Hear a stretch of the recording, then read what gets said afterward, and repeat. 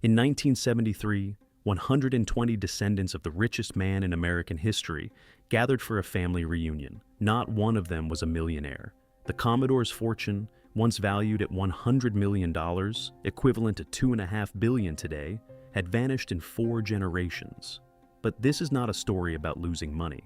It is a story about what happened in the decades between having it and admitting it was gone. Because across Gilded Age New York, from the ballrooms of Fifth Avenue to the marble palaces of Newport, some of America's most celebrated families were performing wealth they no longer possessed, borrowing against names that had become hollow brands, and sustaining a collective fiction so vast that the people inside it could not tell who was real and who was faking. Chapter 1. The ballroom that could only hold 400. In 1892, a retired cotillion master published a list of names in the New York Times, and in doing so, he built a cage that would imprison American wealth for a generation. His name was Ward McAllister. He was a plump, fussy man from Savannah who had appointed himself the social architect of New York's elite, and for 2 decades he had served as the right hand and chief enforcer for the most powerful woman in the city. Her name was Caroline Schermerhorn Astor. She was not the richest person in New York. She was not the smartest. She was simply the most certain. And in a world of new money scrambling for position, certainty was the scarcest commodity of all. Mrs. Astor had decided, sometime in the early 1870s, that New York needed a ruling class. Not a democracy of dollars, but a fixed hierarchy of families who belonged and families who did not. She held court in her mansion at 350 Fifth Avenue, in a ballroom that could hold, by her own calculation, exactly 400 people. This was not an accident of architecture, it was a declaration. 400 was the number of people in New York who mattered. McAllister made that number real. On February 16, 1892, he gave the Times a list, not exactly 400 names, 309. The discrepancy embarrassed him, but the damage was done. For the first time, belonging to New York society was not a private understanding. It was a published fact. You were on the list, or you were not. And if you were not, no amount of money could buy your way in. What the list created, more than a social order, was a cost structure. To remain visible in this world, a family needed a minimum household staff of 15 to 20 servants, each earning between $200 and $600 per year. A Fifth Avenue mansion cost between $50,000 and $100,000 annually to maintain, the equivalent of $1.5 to $3 million today. The Newport season, lasting just 8 weeks each summer, required a cottage staffed by 30 to 36 employees. A single woman's wardrobe could exceed $50,000 in a year, when gowns from the House of Worth in Paris cost thousands apiece. And a society woman was expected to change clothes 5 or 6 times per day. Morning dress, carriage dress, afternoon tea dress, dinner dress, ball gown, and sometimes more. The machinery was elegant and merciless. A system of calling cards governed access to every home. You left your card with a servant. If the lady of the house returned the call, you existed. If she did not, you had been erased. Louis Keller launched the Social Register in 1887, a small red book listing every family deemed acceptable. Your address, your clubs, your marriages, your children, all of it recorded, all of it monitored. The opera box you held at the Academy of Music, and later at the New Metropolitan Opera House, told the world precisely where you ranked. The pew you occupied at Grace Church on Sunday morning told them again. Every element of this world functioned as both a badge of membership and a mechanism of surveillance. You could not skip a season at Newport without people asking why. You could not downsize your household staff without the servants themselves spreading the news through the intricate gossip network that connected every kitchen on Fifth Avenue.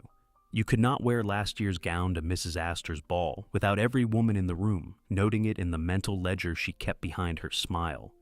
What kind of system demands this level of expenditure simply to remain visible? A system that does not measure wealth. It measures the performance of wealth. And once that distinction is understood, a darker question emerges. What happens to the families who can still perform but can no longer pay? By 1892, that question was no longer hypothetical. It was the open secret of every drawing room on Fifth Avenue. Chapter 2: $100 million and the man who made it disappear. The Commodore died in 1877, owning more money than the United States Treasury held in reserve, and the clock on his family's ruin started that same afternoon. Cornelius Vanderbilt was not born to wealth. He was born to a Staten Island ferryman who worked the harbor with a small boat and large debts. At age 16, the boy borrowed $100 from his mother, bought a periauger, and began ferrying passengers across New York Harbor. By the time he died at 82, he had built a shipping empire, seized control of the New York Central Railroad, and accumulated $100 million. In 1877, that figure represented more wealth than the entire United States government held in its Treasury reserves. He left nearly all of it to one son. William Henry Vanderbilt received $90 million. The other children received lesser shares, some as small as $250,000. The Commodore had no interest in equality. He had interest in power. One heir meant one fortune. One fortune meant one dynasty. William Henry understood his father's logic. He was a cautious man, heavy and deliberate, who doubled the fortune to $200 million through careful management of the railroad empire and shrewd investments in government bonds. When reporters asked him about his responsibilities to the public, he replied with the most honest thing any Vanderbilt would ever say: "The public be damned." He meant it. He did not care what people thought. He cared about the ledger. But William Henry also did something his father never would have done. He spent. He built twin mansions on Fifth Avenue between 51st and 52nd Streets, one for himself and one for his daughters. He filled them with art bought by the shipload from Europe. He gave his wife a pearl necklace that had belonged to the Empress Eugenie of France. And when he died in 1885, just 8 years after his father, he divided the fortune. This was the fracture. 70 million went to Cornelius II. 70 million went to William Kissam. The remaining 60 million was scattered among other children and charitable bequests. 2 heirs now controlled what one heir had held, and those 2 heirs had children of their own. What followed was not a decline. It was an arms race. The 3rd generation did not inherit the Commodore's ferocity or William Henry's caution. They inherited the money and the social world their mothers had built around it. Alva Erskine Smith, who married William Kissam Vanderbilt, threw her legendary costume ball in 1883 at a cost of $250,000, roughly $6 million today. 1,200 guests attended. Alva dressed as a Venetian princess. The ball was designed for one purpose: to force Mrs. Astor to acknowledge the Vanderbilts as social equals. It worked, but the price of entry had been set, and it would only rise. Alva built Marble House in Newport for $11 million. $2 million of that was spent on marble alone, 500,000 cubic feet of it, imported from Africa and Italy. Cornelius II built the Breakers, 70 rooms overlooking the Atlantic, staffed by 40 servants, with a kitchen designed to feed hundreds. George Washington Vanderbilt, the youngest brother, spent the modern equivalent of $1.5 billion constructing Biltmore in the mountains of North Carolina, a 250-room chateau surrounded by 125,000 acres. The family maintained more than 12 major residences spanning New York, Newport, the Hudson Valley, the Adirondacks, Long Island, and the mountains of North Carolina. When the Breakers was completed in 1895, the Vanderbilts appeared invincible. They were the richest family in the country, maybe the world, and every marble column and gilded ceiling said so. But appearance was all it said, because inside the ledgers, the arithmetic had already turned. A fortune that was 100 million as a single sum was now 70 million, divided into 2 pools, each of which was being divided again among children, each of whom was building mansions and filling stables and buying gowns and hosting balls and hiring orchestras and keeping houses they used for 8 weeks a year. How does a family spend $200 million without noticing? The same way a family loses its religion, gradually, invisibly, and then all at once. But the spending was only half the problem. The other half was the machine that demanded it, the social system that could not distinguish between a family that had money and a family that looked like it did. And that system, it turned out, ran on something far less reliable than gold. Chapter 3. The credit system that let millionaires borrow against their own names. There was a hidden engine beneath every Gilded Age ballroom, and it ran not on money, but on the willingness of florists, dressmakers, and wine merchants to pretend they had already been paid. The credit system of Gilded Age New York was not a formal arrangement. It was an understanding. If your name appeared in the social register, if your family was known, if your address was correct, then every tradesman in Manhattan would extend you credit without limit and without question. The florist who supplied orchids for your dinner party did not ask for payment in advance. The dressmaker who fitted your gown for the opera did not present a bill at the door. The wine merchant who delivered 40 cases of champagne to your Newport cottage did not expect a check until you were ready. And if you were never quite ready, he waited. Because calling in a debt from a Vanderbilt or an Astor or a Livingston was not a financial act, it was a social one. It meant admitting that the family could not pay, and that admission would destroy not only the family's reputation, but the tradesman's own standing among the clients who remained solvent. This was the trap. The tradesman who pressed for payment risked losing every other wealthy client who feared they might be next. So, he carried the debt. He carried it for months, sometimes years, sometimes forever. And the family, sensing that no one would dare to call the bluff, kept ordering, kept entertaining, kept performing. Behind the mansions, a quieter machinery operated. Family lawyers at white shoe firms like Sullivan and Cromwell and Cravath, Swain and Moore served as financial confessors. They knew which families were liquid and which were leveraged. They structured trusts that locked away principal, paying the beneficiaries a fixed income, while the capital sat untouchable. In good years, the income was sufficient. In bad years, it was not. But the trust was designed to protect the family from its own members, and so the heirs could not access the principal even when the income fell short of what society demanded they spend. Mortgages were taken against properties that society assumed were owned outright. A Fifth Avenue mansion that appeared to be a monument of permanent wealth was, in many cases, collateralized to a bank that held the deed in a locked drawer. The family lived there as owners. The neighbors assumed they were owners. Only the lawyer and the banker knew the truth. And then there were the families for whom even these mechanisms were not enough. The shabby genteel, as they came to be called, occupied a particular circle of quiet desperation. They had kept the brownstone, but sold the silver. They retained a single maid, dressed in a crisp uniform with a starched white cap, whose primary function was to answer the door and announce in a voice of perfect composure that Madam is not receiving today. Madam was not receiving because the parlor behind her had been stripped of its better furniture, because the gowns in the upstairs closet had been turned inside out to hide the wear, because the jewelry at Madam's throat was paste, the real stones having been sold quietly through a broker who specialized in discretion. These families ate simply in private, bread, broth, the cheapest cuts of meat. They kept the front rooms heated and the back rooms cold. They accepted dinner invitations with enthusiasm because a meal at someone else's table was a meal they did not have to buy. And they spent what little remained on the one thing they could not fake, the annual entertainment, the dinner party or reception that proved to the watching world that they were still in the game. The system worked because everyone inside it had a reason to maintain the fiction. The families who were faking needed the cover. The families who were solvent needed to believe the system was real. The tradesmen needed to believe they would eventually be paid.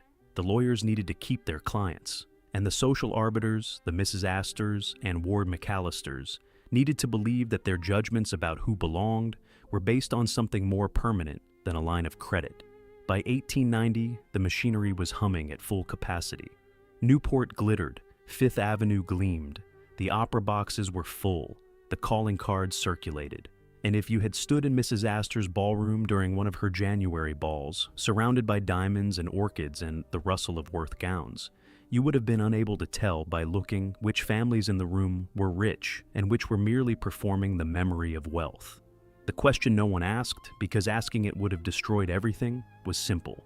What happens when an entire class agrees to stop asking where the money comes from? The answer was already walking through the door. Chapter 4. The Vanderbilt heir who was punished for marrying for love. Cornelius Vanderbilt II destroyed his eldest son's inheritance over a woman, and in doing so, he created the most sustained performance of phantom wealth in American history. The woman's name was Grace Graham Wilson. She was beautiful, well-educated, and from a respectable family. Her father, Richard T. Wilson, had made his fortune in banking and railroads. The Wilsons were wealthy by any reasonable standard, but they were not Vanderbilt wealthy, and to Cornelius II, that distinction was everything.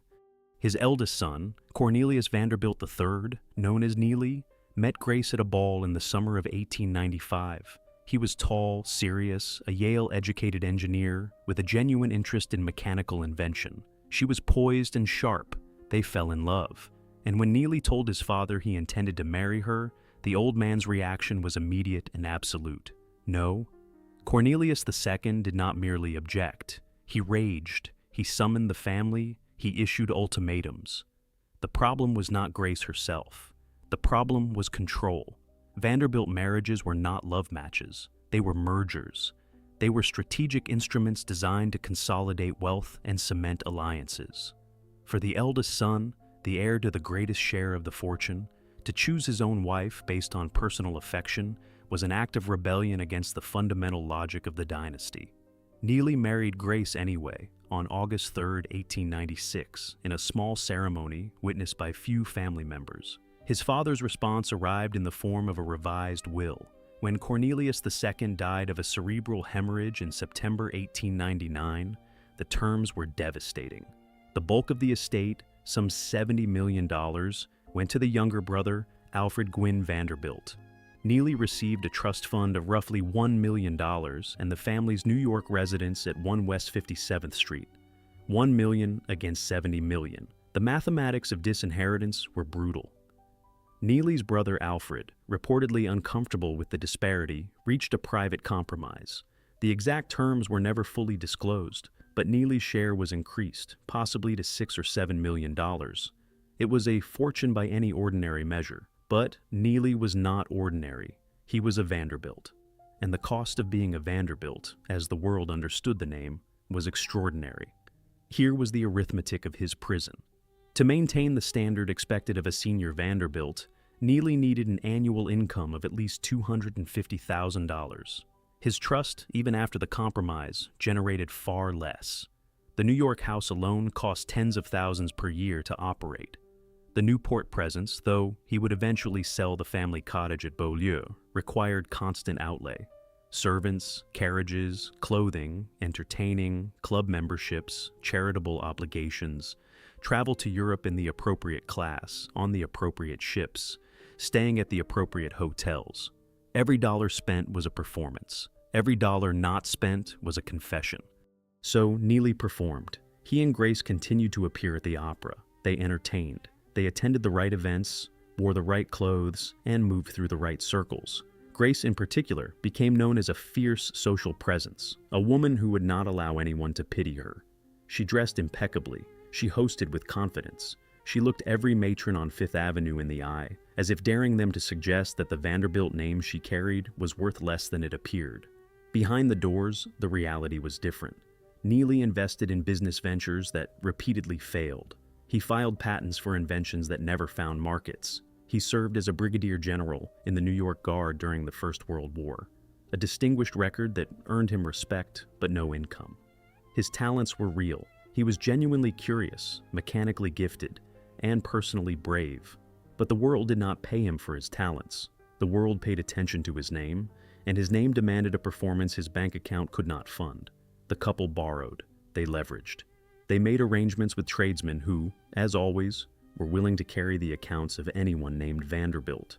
Grace wore gowns that signaled wealth. She traveled in a style that signaled comfort. She raised their children, Cornelius IV and Grace, in households that looked, from the outside, exactly like the households of their far wealthier cousins. Consider the scale of what they were maintaining against what they actually had. A Vanderbilt of Neely's standing was expected to employ at least 12 to 15 servants in his New York residence alone. A butler, a housekeeper, a cook, 2 footmen, multiple maids, a coachman, a valet, a lady's maid for Grace. These salaries totaled $15,000 to $20,000 annually. The house itself, even one far more modest than the family seat at 57th Street, demanded $10,000 to $15,000 in annual upkeep. Coal, gas, repairs, insurance, taxes. The Newport presents cost another $10,000 for the season. Clothing for Grace, who could not appear in last season's fashions without raising questions, ran to $15,000 or more per year. Club memberships, charitable subscriptions, tips, travel, and the incidental expenses of appearing wealthy in a world that tracked every dollar you did or did not spend added another $20,000. The total obligation was somewhere between $70,000 and $100,000 per year. Neely's actual income, after the compromise with Alfred, was perhaps $40,000 to $50,000. The gap was filled by credit, by borrowing, by the slow liquidation of whatever assets could be sold without attracting attention. And here is the darkest element of Neely's predicament. He could not afford to reduce his standard of living, not because of vanity, though vanity played its part, but because reduction would have triggered catastrophe. If a Vanderbilt was seen to economize, the signal would ripple outward at the speed of gossip. Tradesmen would call in debts, banks would reassess mortgages, invitations would dry up. The children's marriage prospects would collapse. To live modestly as a Vanderbilt was not humility. It was social suicide. And so the family that had been punished for a love match spent decades paying for that love by pretending to possess a fortune that had been taken from them. There is a particular cruelty in the psychology of sustained pretense. Neely could never relax. Every dinner invitation accepted was a calculation. Every receipt signed was a risk. He sat at tables surrounded by cousins whose trust funds dwarfed his own, laughing at jokes he could not afford to tell, eating meals he would later struggle to reciprocate. Grace's fierceness, her refusal to show weakness, was not merely pride, it was survival strategy. One crack in the facade and the structure would collapse. So they held the line, year after year, decade after decade, two people locked in a performance that consumed their lives as thoroughly as the Commodore's work had consumed his. Neely died in 1942, at 69. Grace survived him by 11 years. At her death, her estate was modest. The performance had consumed everything. What remained was the name, empty as a theater after the last show, with the lights still on because no one had bothered to turn them off. But Neely Vanderbilt was not the most astonishing performer in Gilded Age New York. That distinction belonged to a man who had no Vanderbilt blood, no Vanderbilt money, and no Vanderbilt name. He had something more useful. He had the understanding that the entire system was a stage, and anyone who learned the lines could walk on. Nasdaq. Chapter 5. The man with no money who fooled Mrs. Astor herself. Harry Lair arrived in New York society with nothing but a borrowed suit and an understanding, sharper than anyone else's, that the richest people in America could not tell the difference between wealth and the performance of it. He was born Henry Symes Lair in 1869 in Baltimore, the son of a tobacco and snuff importer of German descent. The family was respectable but undistinguished, comfortable but not wealthy. When his father's business declined, whatever modest cushion existed disappeared. Harry arrived in New York in the early 1890s with good looks, excellent manners, a talent for mimicry and wit, and precisely nothing else. What Harry understood, with the clarity of an outsider studying a system he wanted to infiltrate, was that Gilded Age society did not verify wealth. It assumed it. If you dressed correctly, spoke correctly, were seen at the correct addresses, and were introduced by the correct people, the system took you at face value. No one asked to see your bank statements. No one checked your credit. The entire social machine ran on appearance, and appearance was Harry's native language. His entry point was Mamie Fish, Marion Graves. Anthon Fish was the wife of Stuyvesant Fish, president of the Illinois Central Railroad, and one of the richest men in New York. Mamie was also the most bored woman in Newport. She loathed the stiffness of society, its rituals, its pretensions, its agonizing formality. She wanted entertainment. Harry Lair was the most entertaining man she had ever met. The relationship was symbiotic and immediately effective. Mamie gave Harry access. She brought him to dinners, introduced him to hostesses, and vouched for him with the authority of a woman whose husband's railroad fortune was beyond question. Harry gave Mamie what no one else could: laughter. He organized absurd entertainments that broke the monotony of Newport's relentless elegance.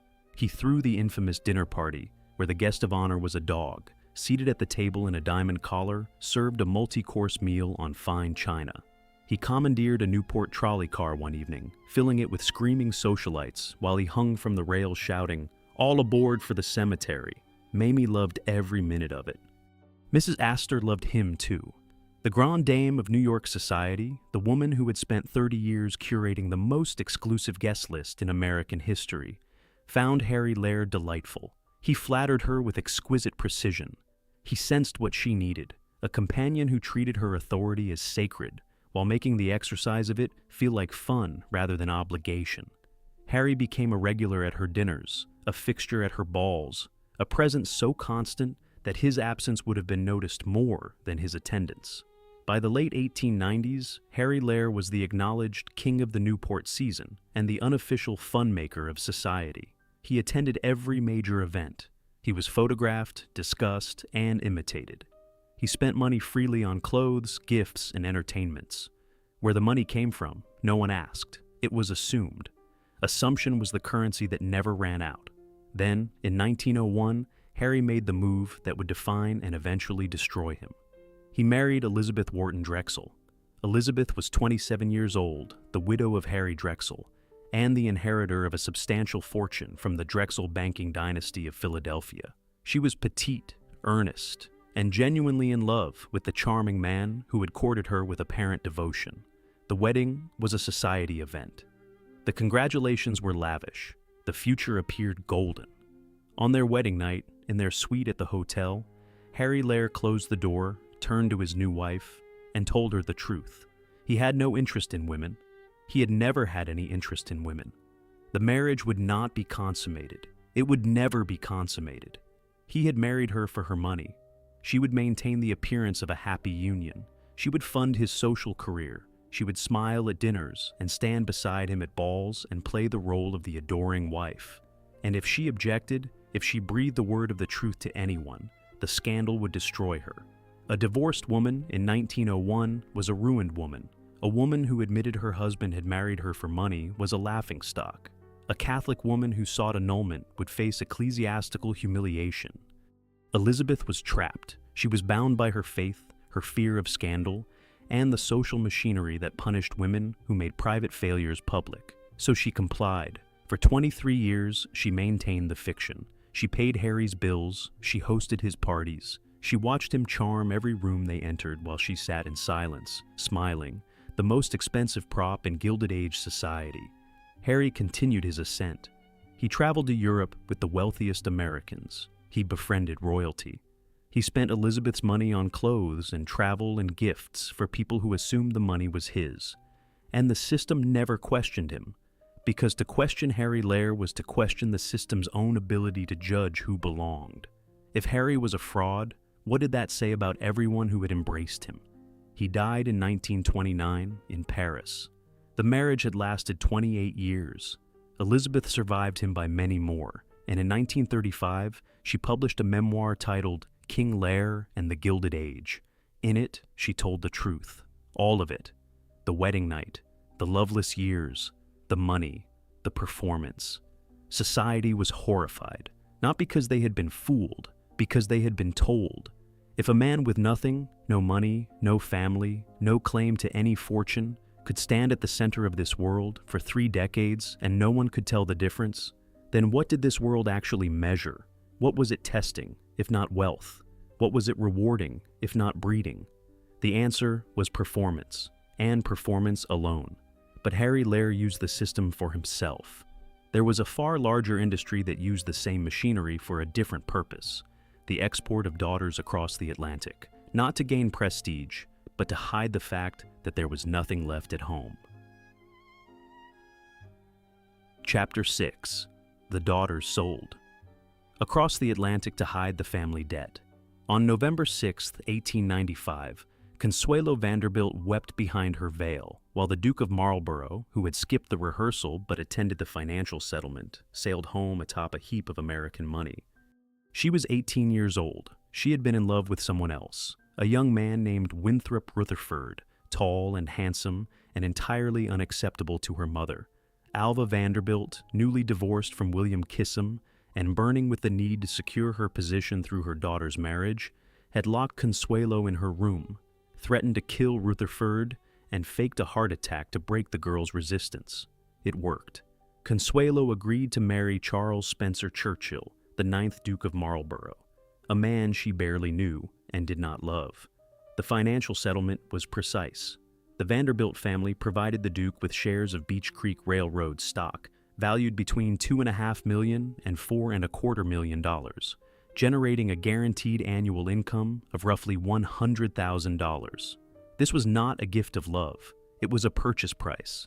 Blenheim Palace, the Duke's ancestral home in Oxfordshire, was falling apart.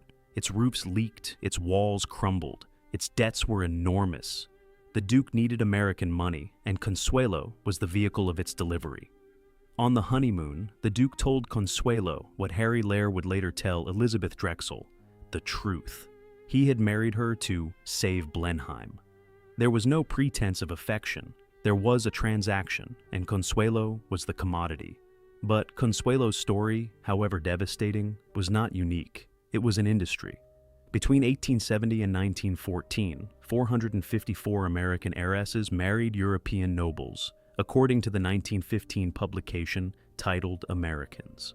102 of those marriages were to British peers alone. In 1895, the year of Consuelo's wedding, 9 American heiresses married titled Europeans. The phenomenon was so widespread that the press called these women dollar princesses and tracked their progress like stock tickers. The conventional understanding is that these marriages were acts of social ambition. American families wanted titles. European nobles wanted money. Both sides got what they wanted. But the conventional understanding misses the darker logic beneath the surface. For some American families, the transatlantic marriage was not a climb upward. It was a lateral escape. A family whose fortune was dwindling in New York could send a daughter to England with a dowry, and the dowry explained, to anyone who might ask, where the money had gone. It was not lost, it was not spent, it was invested in a daughter's future, in a duke's estate, in an alliance with one of the oldest families in Europe. The narrative was respectable. The reality was that the family had liquidated a significant portion of its remaining wealth and exported it across the ocean, gaining a son-in-law with a title and, more importantly, a plausible story about why the family's Fifth Avenue mansion was suddenly being redecorated rather than restaffed. The marriage market had its brokers. Lady Minnie Pagey, an American-born woman married to a British officer, operated from London as one of the most effective matchmakers in the transatlantic trade. She reportedly spent $6 million entertaining the Prince of Wales, cultivating the royal connection that made her introductions irresistible. When an American heiress arrived in London with a fortune and a willingness to trade it for a coronet, Lady Pagey arranged the meetings, negotiated the terms, and collected her social profit. The legal framework made resistance nearly impossible. Under the doctrine of coverture, which still governed married women's property rights in much of the English-speaking world, a woman's legal identity merged with her husband's upon marriage. Her property became his property. Her income became his income.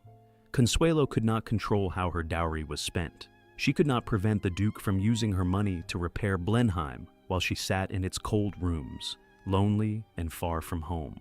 Reforms were underway. The Married Women's Property Acts in England had begun to chip away at coverture. But enforcement was inconsistent, and social pressure filled the gaps that law left open. The human cost was measured in silent rooms and cold beds. Consuelo's marriage lasted 11 years before a separation, and she did not obtain an annulment until 1921. During those years, she bore 2 sons, fulfilled her duties as Duchess, and endured a husband who treated her fortune as his property and her person as an accessory to his title. She later wrote about those years with remarkable restraint, noting only that she had been profoundly unhappy. She was not alone in her unhappiness. The transatlantic brides included women who found warmth in their marriages, and women who found only stone. Mary Leiter, daughter of a Chicago dry goods magnate, married Lord Curzon and became Viceroy of India. She was by most accounts content. Helena Zimmerman, daughter of a Cincinnati railroad and oil millionaire, married the Duke of Manchester and spent years paying off his debts with her family's money while he gambled and drank. The pattern repeated with terrible consistency. American money crossed the Atlantic. English estates consumed it. And the brides, once the checks had cleared, found themselves living in drafty country houses far from home, presiding over households that viewed them as necessary nuisances, useful for their dollars, tolerated for their manners, never fully accepted as one of their own. The total transfer of American wealth to European aristocracy during this period was enormous. Estimates suggest that the dollar princesses collectively brought more than $200 million across the Atlantic between 1870 and 1914. That sum, equivalent to billions today, represented a massive outflow of capital from American families who could often not afford it, but could not afford to be seen refusing. But the system did not ask about warmth. It asked about balance sheets. And the balance sheet of the dollar princess trade was stark. American money flowing east, American daughters following it, and American families using the transaction to disguise the fact that the fortune everyone assumed was still intact was already half gone. By 1905, the performance was operating at full capacity. The mansions still gleamed, the gowns still rustled, the calling cards still circulated. But beneath the surface, the panic of 1893 had already cracked the foundations. The next blow was coming, and this time, the cracks would show. Chapter 7. The day 600 banks failed and the music kept playing. On May 5, 1893, the stock market fell 24% in a single day. And on Fifth Avenue that evening, dinner was served on schedule. The panic of 1893 was triggered by a crisis of confidence in the gold standard. The Sherman Silver Purchase Act of 1890 had required the government to buy silver with notes redeemable in gold, draining the Treasury's gold reserves to dangerously low levels. When the Philadelphia and Reading Railroad declared bankruptcy in February, the dominoes began to fall. By May, panic had seized the markets. By the end of the year, 600 banks had closed, 16,000 businesses had failed, unemployment reached 20%. Soup kitchens appeared in cities that had never seen them. Farmers burned corn for fuel because it was cheaper than coal. For the families of Fifth Avenue and Newport, the panic was experienced differently than it was on the breadlines. Their pain was private, financial, and slow. It arrived in the form of dividend notices that were smaller than expected, in letters from bankers advising caution, in trust statements showing income that had dropped by a third or a half. Railroad stocks, the foundation of most Gilded Age fortunes, were devastated. The New York Central, the spine of the Vanderbilt empire, saw its stock price plunge. The Union Pacific went into receivership. The Northern Pacific followed. Families that had invested exclusively in railroads, as the Commodore's descendants largely had, watched their income evaporate. A trust fund that had paid $50,000 a year in 1892 might pay $25,000 in 1894. The Fifth Avenue mansion still cost $100,000 to maintain. The Newport cottage still required 30 servants. The gowns still needed to be ordered from Paris. The mathematics were simple and catastrophic. Income had halved. Obligations had not changed, and the obligations could not be reduced because reduction was confession. The specific devastation to the Vanderbilt empire was staggering.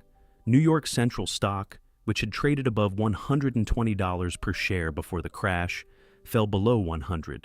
Dividend payments were slashed. The railroad's freight revenues collapsed as factories closed across the Midwest. Lake Shore and Michigan Southern, another Vanderbilt-controlled line, saw similar declines. For a family whose wealth was concentrated almost entirely in railroad securities, the panic amounted to a confiscation. The trust funds established by William Henry Vanderbilt, which had guaranteed his heirs comfortable lives in perpetuity, now generated incomes that could not cover the cost of living as a Vanderbilt in New York. So the performance continued. The panic of 1893 did not expose the families who were faking their wealth. It manufactured more of them. Families that had been solvent in 1892 were quietly insolvent by 1894, but they still entertained. They still summered at Newport. They still ordered from Worth. And the tradesmen, who were themselves suffering from the economic collapse, still extended credit because calling in the debts of the social register would have destroyed what remained of their own businesses. The compounding was vicious. A family that owed $10,000 to its florist in 1893 owed $20,000 by 1895 and $30,000 by 1898. The dressmaker carried a similar balance. The wine merchant carried another. The butcher, the grocer, the livery stable, the coachmaker, each one extending credit, each one waiting, each one quietly desperate. A single prominent family could owe $50,000 across a dozen merchants, none of whom could afford to be the first to press for payment. 14 years later, the system absorbed a second blow. The Panic of 1907, triggered by a failed attempt to corner the stock market in United Copper Company shares, sent the financial system into a spiral that required J.P. Morgan himself to lock bankers in his library until they agreed to a private bailout. Families that had never recovered from 1893 were hit again. Trust incomes that had partially recovered fell once more. Property values declined. The credit system, already strained to breaking, stretched further. 2 financial crises in 14 years turned a handful of secretly struggling families into an entire class performing solvency on credit. The ballrooms were still full, the silver still gleamed, the champagne still flowed, but the champagne had been ordered on account. The silver was mortgaged, and the ballroom was rented from a family that needed the income. The most dangerous consequence was psychological. The families that were performing began to believe their own performance.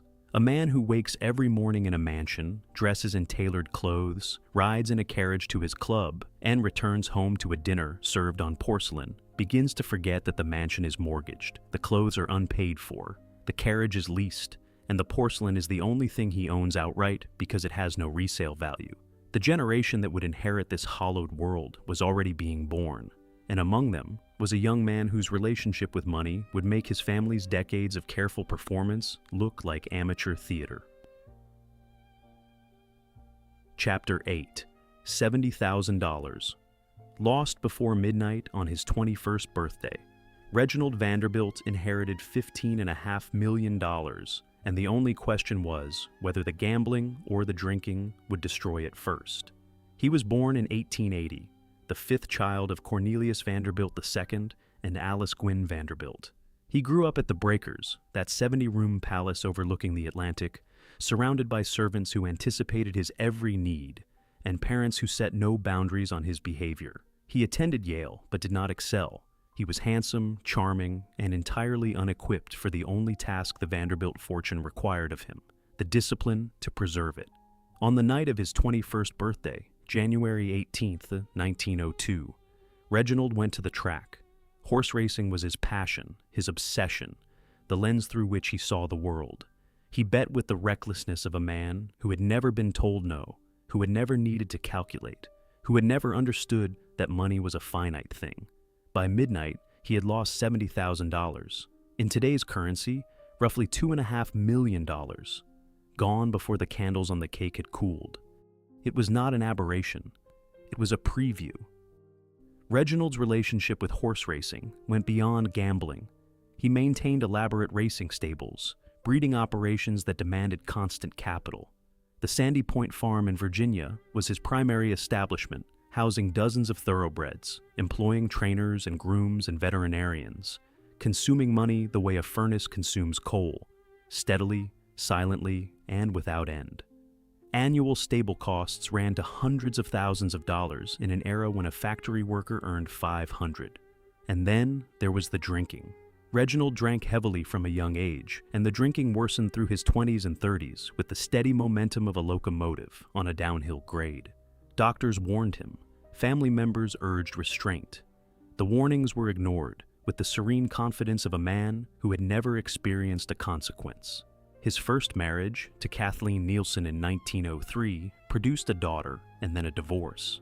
The divorce was costly, as divorces among the wealthy always were. Settlements, separate residences, legal fees, and the quiet expansion of expenses that came from maintaining 2 households where one had existed before. In 1923, at 42, Reginald married again. His new wife was Gloria Morgan, a 17-year-old beauty from a socially prominent but financially precarious family. She was dazzling. She was young enough to be his daughter, and she had no idea what she was marrying into. By the time of his second marriage, Reginald's $15.5 million inheritance had been largely consumed. The gambling losses alone, accumulated over 2 decades of high-stakes wagering, amounted to millions. The stables devoured more. The multiple residences, the servants, the entertaining, the lifestyle of a man who was expected to live as a Vanderbilt. All of it cost more than the shrinking fortune could sustain, but the Vanderbilt name still commanded credit. When Reginald walked into a room, tradesmen saw the name. They saw the breakers. They saw the legacy of the Commodore. They extended credit because refusing a Vanderbilt was unthinkable, and because the man standing before them looked exactly like what a Vanderbilt was supposed to look like: confident, well-dressed, at ease in the world. That he was financing this ease on borrowed time and borrowed money was invisible. It was meant to be. Reginald's spending over his adult life can be reconstructed in brutal outline. $15.5 million inherited at 21, gambling losses estimated in the millions, stable costs running to tens of thousands per year over 2 decades, first marriage, divorce, and settlement, multiple residences maintained simultaneously, staff of dozens, travel, entertaining, wardrobe, all of it drawn from a pool that was shrinking every year and generating less income as the principal declined. The velocity of ruin was steady and irreversible.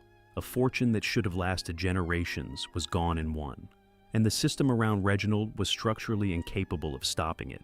His family could not confront him because confronting Reginald meant admitting that a Vanderbilt could fail. His friends could not intervene because his friends were participants in the same social world that rewarded excess and punished restraint.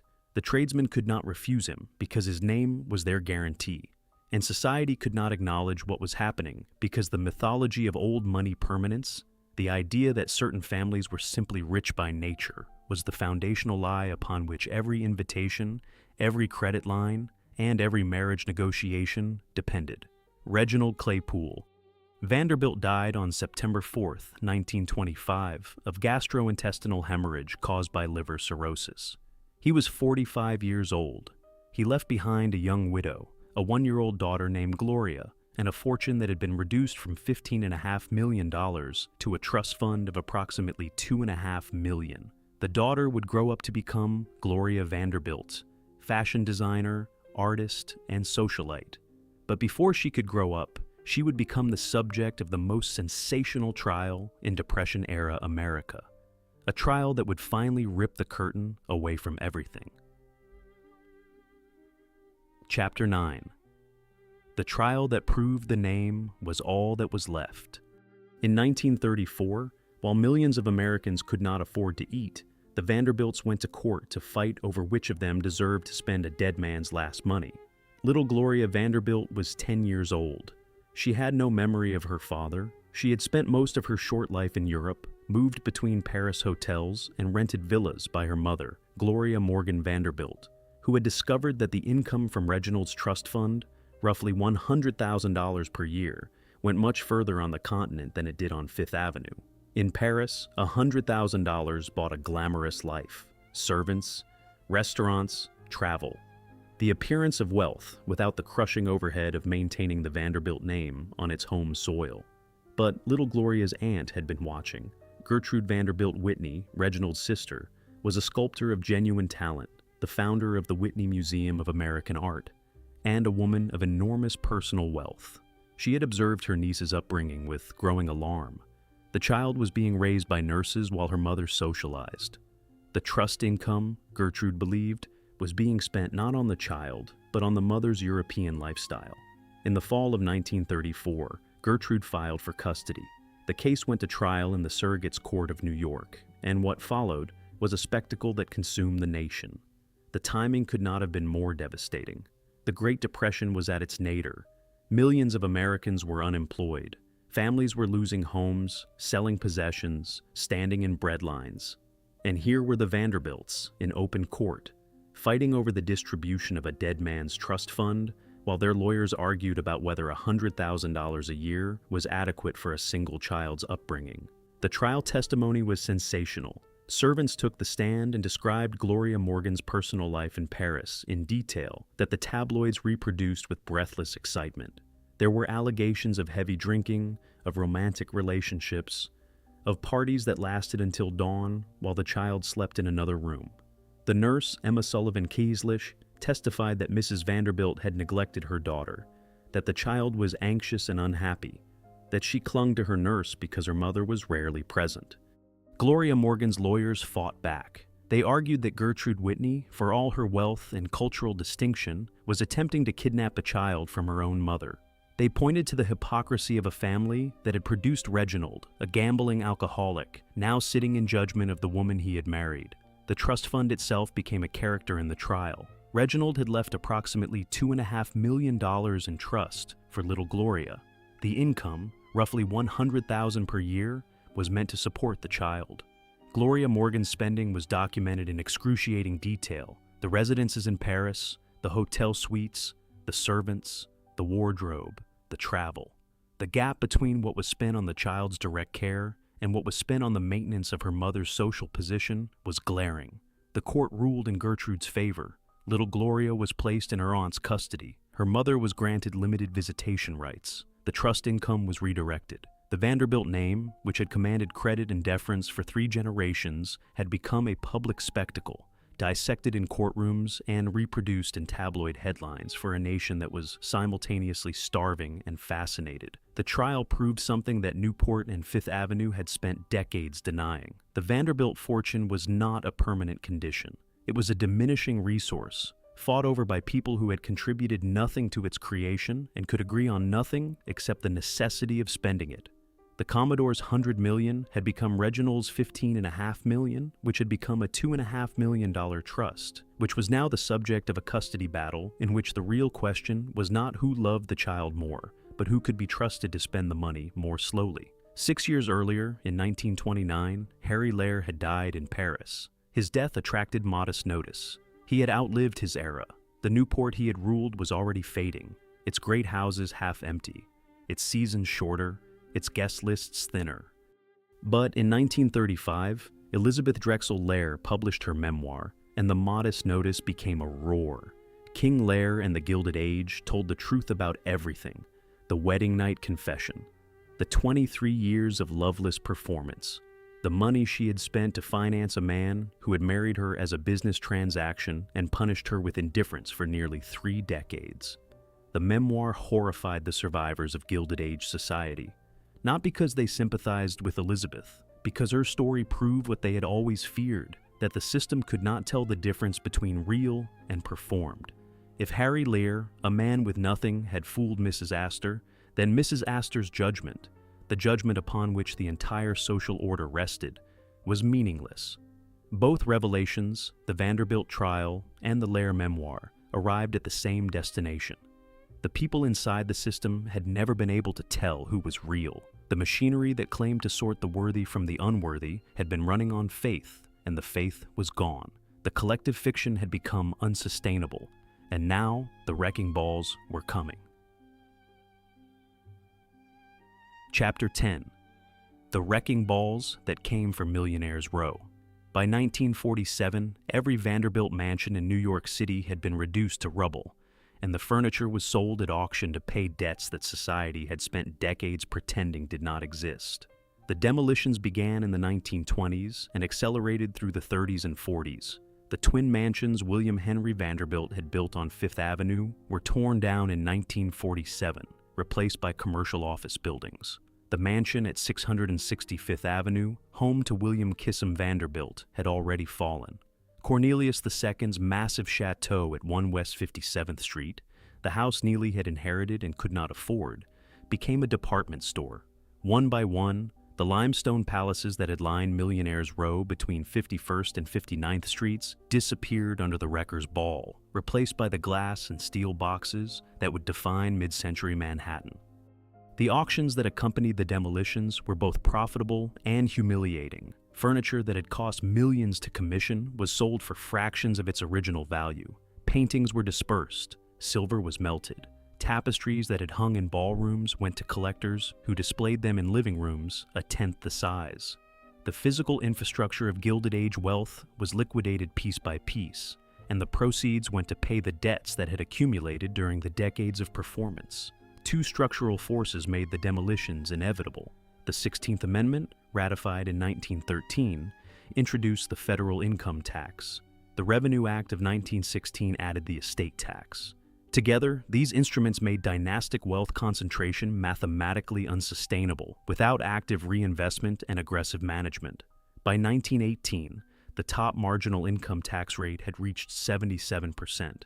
The estate tax, initially set at 10% on estates over $5 million, climbed steadily.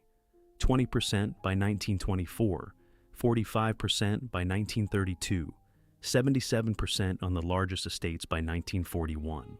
A fortune that sat in railroad stocks and generated dividends was now taxed at every transfer, when the income arrived, and again when the owner died. The Vanderbilt fortune, which had never been managed by a single strategic mind after William Henry's death, was uniquely vulnerable. Each generational transfer triggered estate taxes that consumed larger and larger shares of the principal. A $20 million estate passing to heirs in 1935 might lose $7 or $8 million to federal and state taxes before a single dollar reached the next generation. Divide what remained among 4 children, then tax it again when they died. The arithmetic of extinction was straightforward. The New York Central Railroad, the foundation of everything, was dying. Once the second largest railroad in the country, it declined through the middle decades of the 20th century, as automobiles and trucks and airplanes eroded the passenger and freight business that had been its monopoly. By the 1960s, the railroad was hemorrhaging money. In 1968, it merged with the Pennsylvania Railroad to form Penn Central. 2 years later, Penn Central filed for bankruptcy, the largest corporate bankruptcy in American history at that time. The Vanderbilt Railroad, the engine that had powered the Commodore's empire, was gone. The social machinery disintegrated in parallel. The calling card system, which had governed access to every drawing room in New York, simply stopped. No one sent cards. No one received them. The Newport season shrank to a shadow of its former self. A few weeks of parties attended by a fraction of the old crowd. The social register continued to be published, but lost its power to dictate who mattered. New money from Hollywood, from oil, from technology, flooded into the spaces that old money had vacated, and the new arrivals did not care whether their names appeared in a small red book. The Gilded Age's physical remains were preserved only by accident and philanthropy. The breakers in Marble House were saved by the Preservation Society of Newport County. The Elms, built by coal baron Edward Julius Berwind, nearly became a shopping center in 1962 before a last-minute campaign rescued it. These houses survive today as museums, visited by tourists who pay admission to walk through rooms where the Vanderbilts and their peers once performed the rituals of wealth for an audience of themselves. The mansions were the last things to fall, but the most revealing aftermath was not measured in demolished buildings. It was measured in the lives of the people who inherited the name. Chapter 11. Anderson Cooper's mother told him there was no trust fund. The great-great-great-grandson of the richest man in 19th century America learned the same lesson that every Gilded Age heir eventually learned. The name was the last thing to go, and it went too. In 1973, 120 descendants of Cornelius Vanderbilt gathered for a family reunion at Vanderbilt University in Nashville. It was, by any measure, a modest occasion. There were no orchestras, there were no Worth gowns, there were no calling cards. And according to those who attended, not a single member of the family was a millionaire.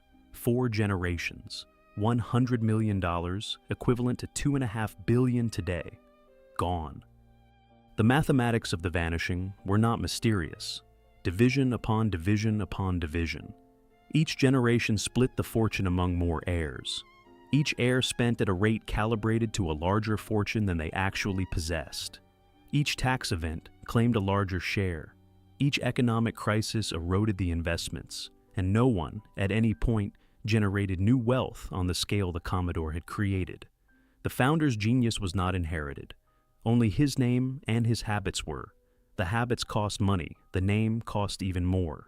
Gloria Vanderbilt, little Gloria from the custody trial, grew up to become a genuine creative force. She painted, she wrote, she acted. She put her name on a line of designer jeans in the 1970s that generated millions. She married 4 times.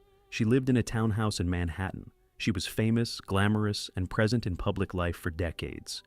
When her son, Anderson Cooper, who became a CNN journalist of considerable distinction, was growing up, Gloria told him something that landed with the weight of a tombstone. There was no trust fund. There would be no inheritance.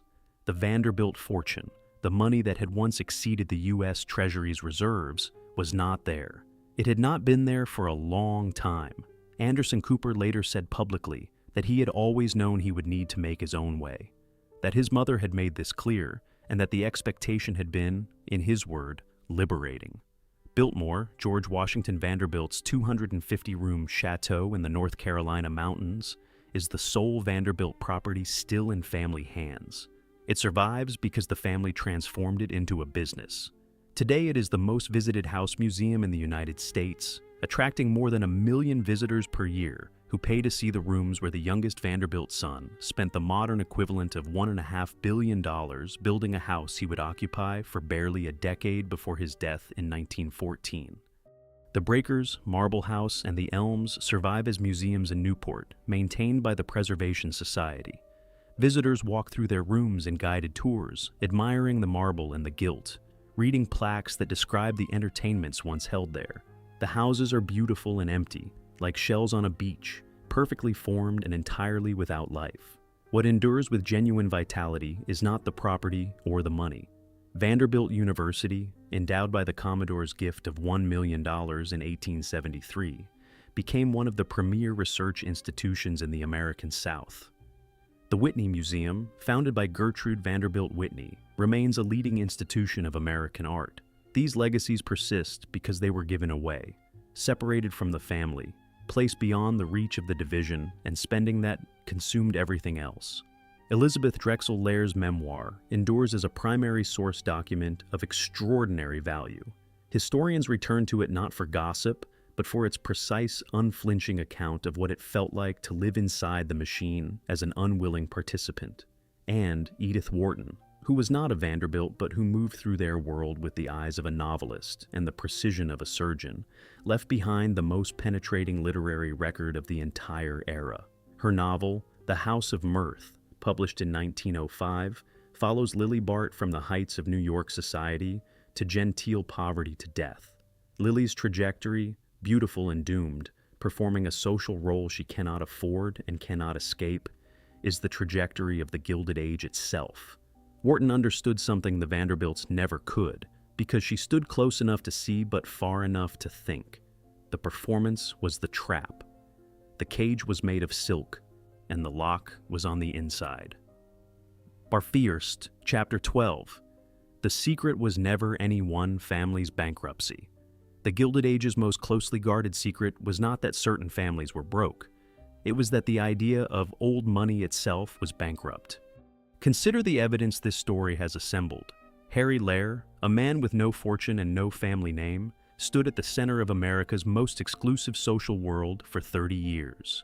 He dined with Mrs. Astor, he ruled Newport. He married an heiress and spent her money without consequence. Not once in 3 decades did anyone in this world of supposedly impeccable judges ask to see his accounts. Neely Vanderbilt, an heir to the most famous name in American wealth, performed the role of a rich man for decades on a fraction of the fortune. He entertained, he traveled, he appeared at every event. The world believed him solvent because the world needed to believe it. His name was his credit line, and his credit line was his name, and neither was backed by anything more substantial than the mutual agreement of everyone around him to stop asking questions. Reginald Vanderbilt gambled away $15 million and still commanded credit at every establishment in New York because his surname was Vanderbilt.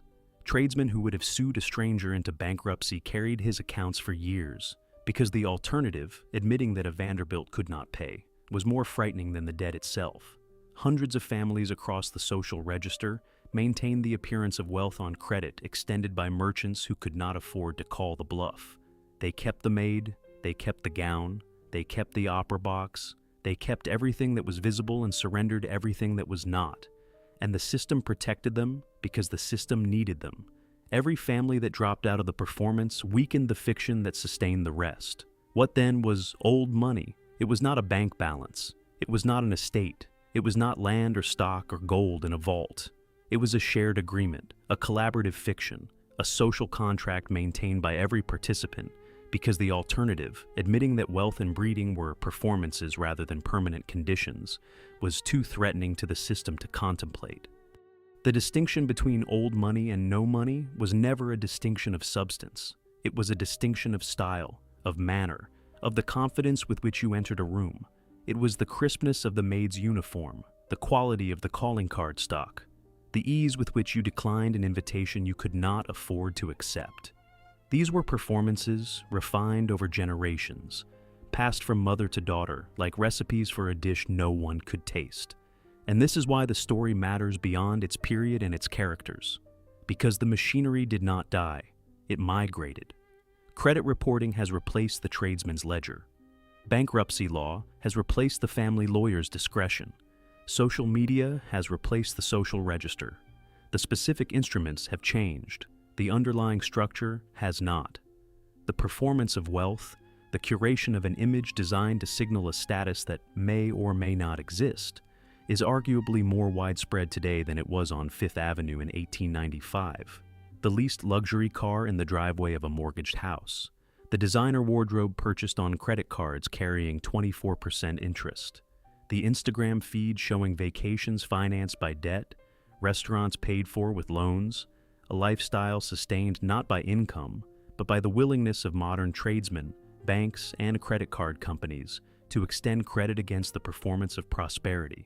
The Gilded Age maid who answered the door in a crisp uniform to announce that Madam is not receiving has been replaced by the carefully curated profile picture, the filtered photograph, the status update designed to project an abundance that the bank statement does not confirm. The Commodore would have understood none of this and all of this. He built his fortune by ignoring what people thought of him. "The public be damned," his son said, and meant it. The Commodore's specific virtue, the trait that created the dynasty, was a total indifference to appearances. He cared about the ledger. The ledger was real. Everything else was noise. His descendants reversed the equation. They cared about appearances and ignored the ledger. They built palaces they could not sustain. They hosted parties they could not afford. They maintained a social position that consumed the fortune meant to support it. They were destroyed not by bad luck or bad markets, though both played their part, but by the fundamental confusion between looking rich and being rich. 4 generations, $100 million, 120 descendants at a reunion in 1973, 0 millionaires. The Gilded Age never ended. It simply moved online. And the question it posed, the question Mrs. Astor's ballroom could never answer, and Instagram cannot answer, and no system built on the performance of wealth will ever answer, is the same question it was in 1892, when a fussy little man from Savannah published a list of names and built a cage that would imprison American wealth for a generation. Who is real?